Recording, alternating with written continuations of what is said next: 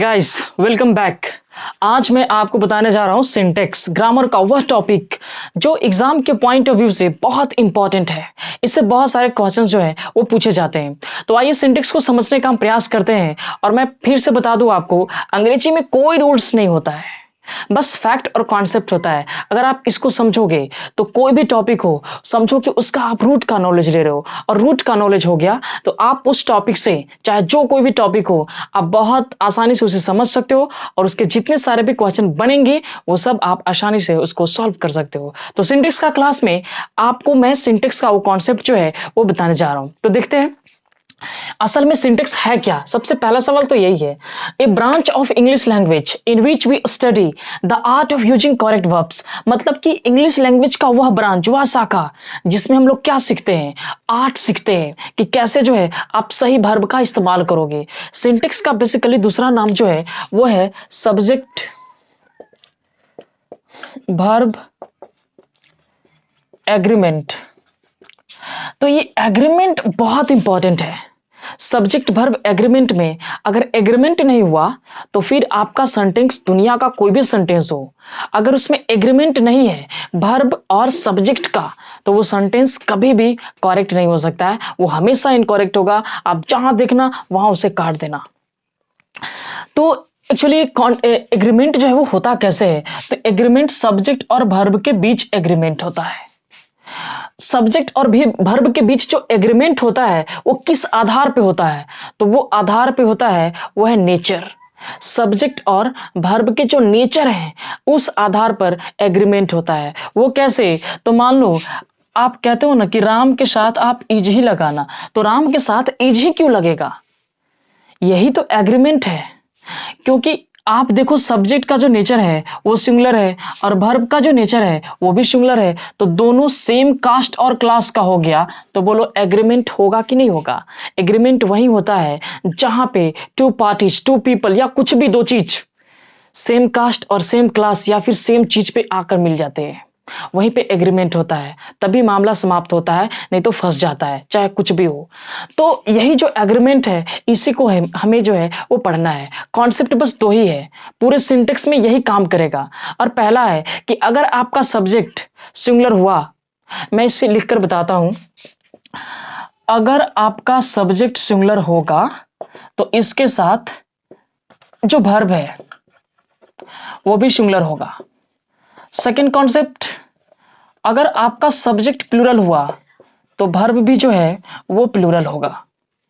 यही दो कॉन्सेप्ट है जिसपे पूरा सिंटेक्स आप पढ़ोगे और यही अंग्रेजी में काम करता है। अगर ये एग्रीमेंट नहीं हुआ तो समझना कि वो सेंटेंस कभी भी करेक्ट नहीं हो सकता है। सेंटेंस वर्ब और सब्जेक्ट का एग्रीमेंट, यहां से आप देख सकते हो, सब्जेक्ट सिंगुलर तो वर्ब सिंगुलर, सब्जेक्ट प्लूरल तो वर्ब प्लूरल।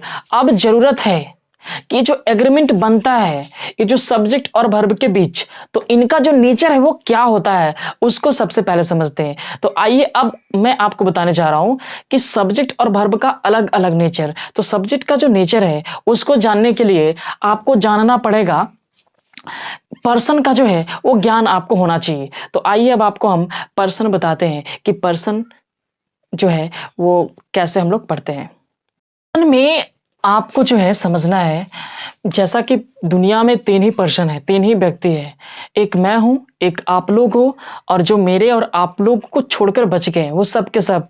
तो मुझे बताओ कोई बच भी गया क्या, बस तीन ही लोग हैं। तो तीन लोग कौन है, तो फर्स्ट को कहते हैं एक first person, second person, third person. First person को कहते हैं स्पीकर, ये बोलने वाला होता है। सेकंड पर्सन लिसनर होता है, सुनने वाला होता है। और third person being talked about, इसके बारे में कहा जाता है। तो बस यही तीन लोग हैं। अब तीनों लोग जो हैं ये सबका जो नेचर है सिंगुलर प्लूरल दोनों होता है, क्योंकि कोई अकेला भी बोल सकता है, एक से ज्यादा भी लोग आकर के बोल सकते हैं, एक लोग भी सुन सकता है, एक से ज्यादा लोग भी सुन सकता है, एक के बारे में भी कहा जा सकता है, एक से ज्यादा के बारे में भी कहा जा सकता है। तो अगर कोई व्यक्ति मान लो अकेले अकेले बोल रहा है, मतलब कि आई सॉरी, पहले इसको हम सिंगुलर प्लूरल कर देते हैं। ये सिंगुलर प्लूरल दोनों होता है नेचर में। सिंगुलर की अगर हम बात करें तो देखो आई नेचर में ये सिंगुलर हो गया, वी, ये स्पीकर है, बोलने वाले आई, अकेले बोला तो और नहीं तो वी, सुना तो यू, अकेले मतलब सिंगुलर, एक से ज्यादा भी तो भी यू, क्योंकि ये दोनों सिंगुलर और प्लूरल दोनों का फॉर्म जो है वो सेम होता है। थर्ड पर्सन की बात करें, he, she, it, any name, Ram, Rekha वगैरह वगैरह। इन सबका जो प्लूरल है वो होता है दे, इनके बारे में कहा जाता है। तो यह जो है पर्सन है। अब पर्सन का मैंने नेचर बताया, क्योंकि नेचर जो है वो बहुत इंपॉर्टेंट है। सब्जेक्ट वर्ब एग्रीमेंट में नेचर ही तो वो चीज है जिसको हम लोग पढ़ते हैं, क्योंकि एग्रीमेंट नेचर के आधार पे होता है। तो ये बहुत ही इंपॉर्टेंट है कि first we should know about nature of subject and verb. So this is the nature of person, it means about subject. तो सब्जेक्ट में देखो स्पीकर आई। अब किसी ने पूछा कि आई तो प्लूरल सब्जेक्ट के जैसा इस्तेमाल होता है, तो कोई सवाल कर सकता है कि दरअसल आई जो है क्या वो सिंगुलर है या फिर प्लूरल है।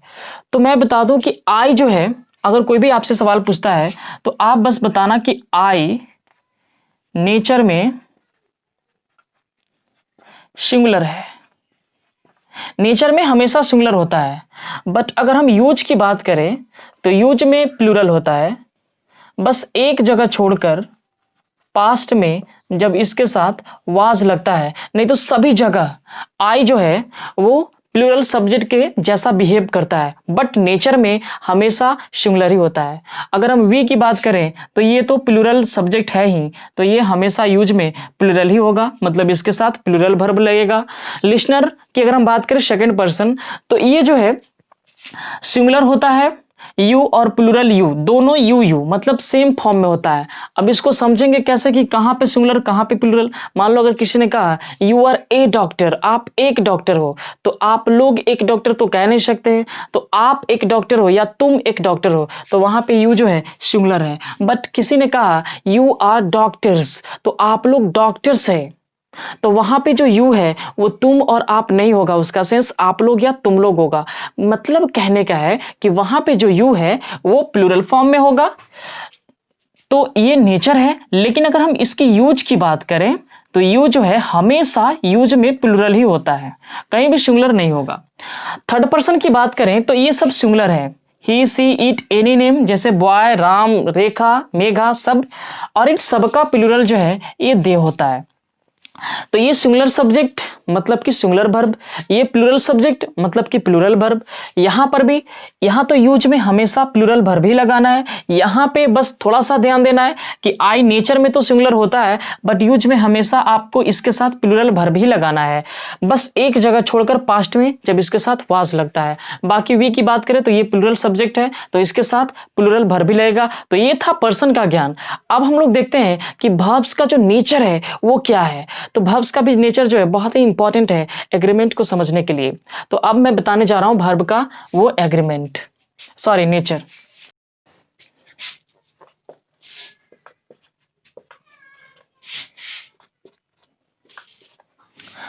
अब हम वर्ब का नेचर जो है उसको समझने का प्रयास करते हैं कि वर्ब का नेचर हमको समझना है। तो इसमें V1, V2, V3, V4, V5 ये होता है वर्ब का फॉर्म।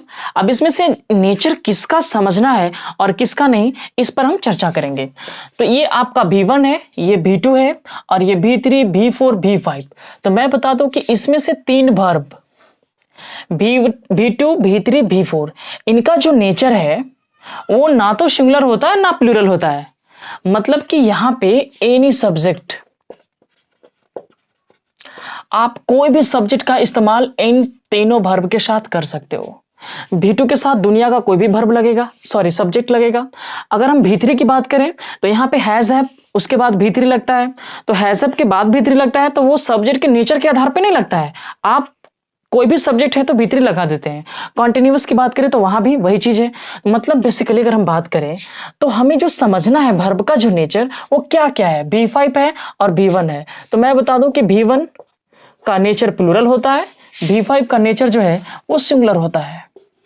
एक्चुअली ये बना किससे है, तो V1 प्लस एस या ES, मतलब V1 में ही एस या ईएस जोड़ करके इसको हम सिंगुलर बना देते हैं और ये प्लूरल होता है। थोड़ा सा नाउन का जो रिलेशन है वो भी मैं बता देता हूं। नाउन और वर्ब, नाउन जो है जन्म से सिंगुलर होता है और वर्ब जन्म से प्लूरल होता है। सिंगुलर कहने का मतलब कि पहले बॉय होता है, आप उसमें लगा देते हो बॉयज, एस जोड़ देते हो तो ये हो जाता है बॉयज, मतलब इसका नेचर प्लूरल हो जाता है। बट वर्ब की बात करें तो वर्ब हमेशा प्लूरल होता है जन्म से। इसमें मान लो मैंने लिखा प्ले, अब इसमें जोड़ दिया एस तो हो गया प्लेज, तो पहले था प्ले लगा दिए एस तो हो गया प्लेज, तो पहले प्लूरल था लेकिन एस लगने से क्या हो गया, सिंगुलर हो गया। तो नाउन और वर्ब का जो नेचर है अगर उसके रिलेशन की बात करें तो वो जस्ट नेचर में जस्ट अपोजिट है एक दूसरे के। इसका भी जो है आपको थोड़ा सा बस ज्ञान रखना है। तो ये था वर्ब का नेचर। अब हम सीधे सीधे कॉन्सेप्ट की बात करेंगे, सिंटेक्स में वो क्या कॉन्सेप्ट है, अब कैसे एक एक कॉन्सेप्ट पे हमें काम करना है इसको हम बताने जा रहे हैं। कॉन्सेप्ट की बात करें तो कॉन्सेप्ट नंबर फर्स्ट, पहला जो कॉन्सेप्ट है वो क्या है कि अगर हम बात करें noun plus and plus noun, बहुत ही बेसिक है। ये दो नाउन है और दो नाउन एंड से कनेक्ट है। तो अगर एक नाउन की बात करें तो वो तो सिंगुलर है, बट यहां पे टू नाउन्स की बात हो रहा है, दो नाउन की बात हो रहा है, एंड से कनेक्ट हो रहा है, फिर भी टू नाउन। टू नाउन मतलब कि more than one, more than one it means you are talking about plural, आप प्लूरल की बात कर रहे हो। तो यहां पे वर्ब जो है वो प्लूरल हो जाएगा। जैसे एग्जांपल की अगर हम बात करें, the boy and the girl are going to cinema, the boy and the girl are going to cinema। यहां पे एक नाउन, यहां पे आपका गर्ल है, ये दूसरा बॉय है। टू नाउन्स इट मीन्स यहां से यहां तक आपका सब्जेक्ट हो गया, ये सब्जेक्ट प्लूरल है और यहां जो वर्ब है ये प्लूरल हो गया। तो ये था पहला कॉन्सेप्ट सिंटेक्स का।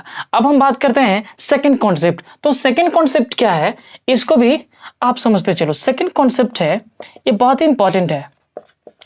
नाउन प्लस नाउन, दो नाउन एंड से कनेक्ट है, बट इसके बाद जो वर्ब है वो होना चाहिए प्लूरल, बट यहां पे मैं लिख रहा हूं सिंगुलर।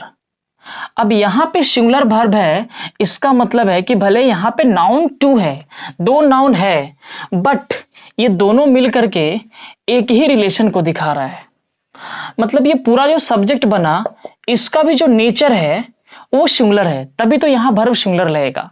यस, सेकंड कॉन्सेप्ट यही है कि टू नाउन्स एंड से कनेक्ट होगा, बट उसका जो नेचर होगा सब्जेक्ट का वो सिंगुलर होगा, क्योंकि एक ही रिलेशन को दिखाता है।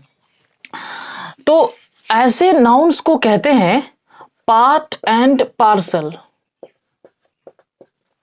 पेयर वर्ड कहते हैं। अभिन्न अंग होता है जो एक दूसरे से अलग नहीं होता है, एक दूसरे से जुदा नहीं होता है, इसको पार्ट एंड पार्सल कहते हैं। पेयर वर्ड बहुत ही आसान कॉन्सेप्ट है। जैसे मान लो मैंने लिखा ब्रेड एंड बटर। अब इसके साथ दो वर्ब लगता है, एक यहां पे मान लो मैंने लिख दिया सोल्ड हियर, एक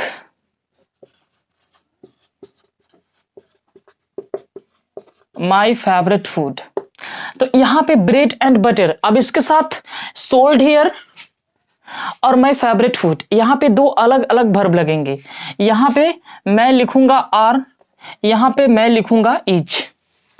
bread and butter pair word, आप हमेशा इसके साथ इज लगाते हो, हमेशा इसके साथ सिंगुलर वर्ब लगाते हो। क्यों लगाते हो? क्योंकि ब्रेड एंड बटर जो है ये पेयर वर्ड है, ये एक ही है, रिलेशन में एक ही है। जब ये आपका फूड होगा, डिनर होगा, ब्रेकफास्ट होगा, तो आप इसे जो है एक ही बार में इस्तेमाल करोगे। ब्रेड को बटर के साथ सेक करके आप इसको इस्तेमाल करोगे। इसका इस्तेमाल जो है कभी आप अलग अलग नहीं करोगे जब आपका ये फूड होगा, ब्रेकफास्ट होगा, डिनर होगा, लंच होगा। लेकिन अगर हम बात करें कि bread and butter are sold here, यहाँ पे आर सही है, यहाँ पे आर नहीं सही होगा, बट यहाँ पे आर सही होगा, यहाँ पे इज गलत हो जाएगा। ऐसा इसलिए क्योंकि ब्रेड एंड बटर को यहाँ पे बेचा जा रहा है, बेचा जाता है। तो जब बेचा जाता है तो मान लो ये दुकान है ये ब्रेड है, ये बटर है, ये कस्टमर है और शॉपकीपर इसी में है। तो जब कस्टमर जाएगा तो वहां से ब्रेड अलग लेगा, बटर अलग लेगा, तो दोनों को अलग अलग दिया जाएगा, दोनों का रेट अलग होगा। इसलिए जब सोल्ड होगा तो ये अनपेयर्ड वर्ड हो जाएगा, वहां पे पार्ट एंड पार्सल नहीं होगा और इसके साथ जो है प्लूरल वर्ब लगेगा। बट अगर हम यहाँ पेयर वर्ड की बात करें, अगर ब्रेड एंड बटर आपका फूड होगा तो उसका इस्तेमाल जो है एक साथ होगा, तो वो सिंगुलर सब्जेक्ट होगा और उसके साथ हमेशा सिंगुलर वर्ब चाहिए। तो इस तरह से ऐसा नहीं कि कोई भी नाउन लिख दिए वो पेयर वर्ड हो गया। जैसे अगर हम बात करें ऑयल एंड वाटर, तो यहां पे do not mix, doesn't mix, do not mix होगा क्योंकि ऑयल एंड वाटर कभी मिक्स नहीं होगा, ये पेयर वर्ड नहीं है। Rice and curry pair word है, hammer and sickle pair word है, crown and glory comes together, ताज और खुशियां एक साथ आती है, slow and steady wins the race. इस तरह से जो पेयर वर्ड है वो सिंगुलर सब्जेक्ट बनाता है और उसके साथ हमेशा सिंगुलर वर्ब का इस्तेमाल किया जाता है। तो ये सेकंड कॉन्सेप्ट है। अब हम इसके बाद थर्ड कॉन्सेप्ट की बात करते हैं। कॉन्सेप्ट नंबर थर्ड की अगर हम बात करें तो each boy and each girl are going to cinema. यहां भी एक नाउन, यहां भी दो नाउन सेंटेंस में है, यहाँ पे वर्ब प्लूरल लगा है, तो सेंटेंस क्या करेक्ट है? तो मैं बता दूं सेंटेंस इनकरेक्ट है। अगर इस सेंटेंस को करेक्ट करना है तो आपको यहाँ से आर को ईच में बदलना होगा, तब जाकर के जो है सेंटेंस सही होगा। तो इसका कॉन्सेप्ट क्या है? इसका जो कॉन्सेप्ट है वो ये है कि each plus noun plus and plus noun और इसके बाद जो वर्ब है वो होगा सिंगुलर, या फिर ईच होगा plus noun and plus each plus noun और वर्ब सिंगुलर। मतलब किसी भी हाल में अगर ईच के बाद नाउन है तो उसके बाद का जो वर्ब है वो हमेशा सिंगुलर होगा, या फिर each plus noun plus and plus noun उसके बाद भी वर्ब सिंगुलर होगा, या each plus noun plus and plus each plus noun उसके बाद भी जो वर्ब है वो सिंगुलर होगा। मतलब बेसिक कॉन्सेप्ट की अगर बात करें इसकी रूट की, तो आपको याद रखना है कि ईच होगा, एवरी होगा, नो होगा, अगर इसके बाद या फिर आइदर नाइदर,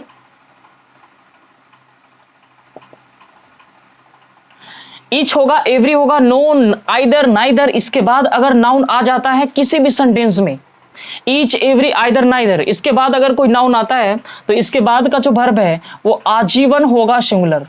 आपको बस यही कॉन्सेप्ट याद रखना है कि ईच, एवरी, आइदर, नाइदर ये हमेशा आजीवन सिंगुलर होता है, तो इसके साथ वर्ब जो है वो भी सिंगुलर लगता है। चाहे कोई भी सेंटेंस हो, कहीं भी आपको मिले ईच, एवरी, आइदर, नाइदर, इसके बाद नाउन दिखना चाहिए, नाउन होगा सिंगुलर और इसके बाद जो वर्ब होगा वो आजीवन सिंगुलर होगा। तो बस ये कॉन्सेप्ट जो है आपको याद रखना है। तो ये थर्ड कॉन्सेप्ट है और आज का क्लास जो है हम यहीं पे समाप्त करेंगे, लेकिन सिंटेक्स अभी समाप्त नहीं हुआ है, सिंटेक्स का एक पार्ट मिलेगा। अभी ये पार्ट फर्स्ट है, अभी सिंटेक्स में बहुत सारे क्लासेस बचे हुए हैं जो बहुत इंपॉर्टेंट है एग्जाम के पॉइंट ऑफ व्यू से। जिस तरह से मेरा वीडियो देख रहे हो मुझे बहुत अच्छा लग रहा है, मैं बहुत ही काफ़ी अच्छा महसूस कर रहा हूँ जिस तरह से आपका मुझे प्यार मिल रहा है।